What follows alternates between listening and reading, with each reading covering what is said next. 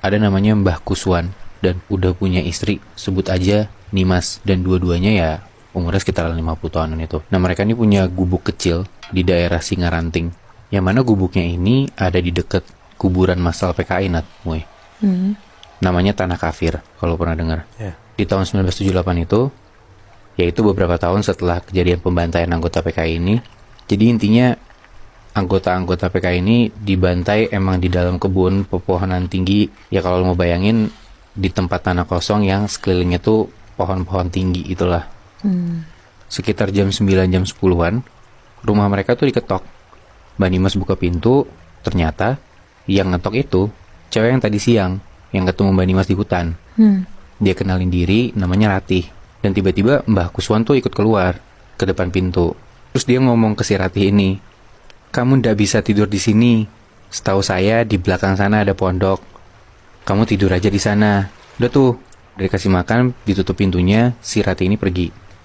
Udah masuk ke dalam, dijelasin tuh sama Kuswan ke istrinya. Dan menurut keterangan Kuswan, itu tuh Kuswan ngeliat kalau kakinya hancur, Nat, Moy. Jari-jarinya si Ratih ini udah pada putus. Terus tulang telapak kakinya tuh keluar, kayak dagingnya udah pada lepas. Dan itu Kuswan yang ngeliat. Ya, si Nimas tuh nggak ngeh gitu loh ngeliat kakinya. Si Nimas nanya, "Kok bisa gitu ya, Pak?" Ya, Kuswan ngomong, "Itu penyiksaan sampai dihancurin kakinya. Ya udahlah, kayak kamu jangan macam-macam lagi."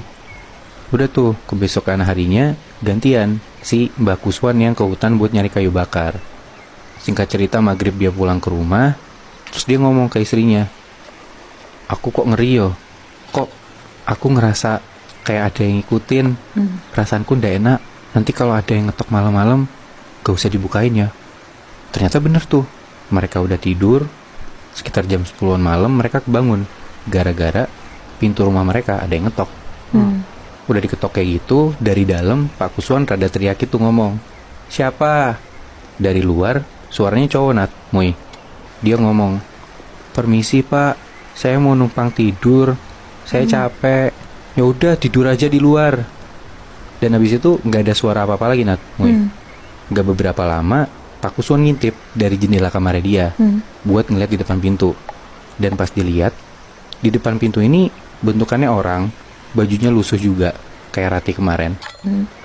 Tapi pantas aja, Nat, Moy, dia capek karena dia tuh berdiri sambil manggul di punggung mayat teman-temannya. Ada banyak. Tapi untungnya di pagi harinya udah pada nggak ada tuh si makhluk-makhluk ini. Mbak Nimas nanya ke suaminya, "Ini gimana ya, Pak? Masa iya kita tiap malam tuh disamperin terus?"